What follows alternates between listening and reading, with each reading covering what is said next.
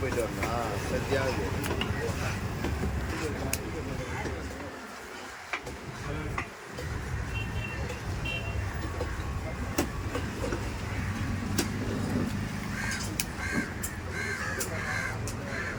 பொடிசா போடலாம் பெருசா போடலாமே.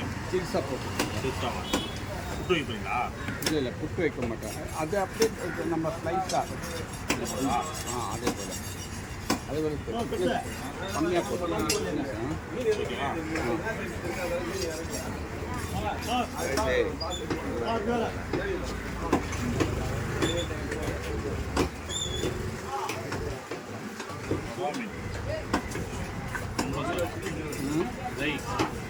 மிளகு சீரக குழம்பு வைங்க, நல்லா இருக்கும்.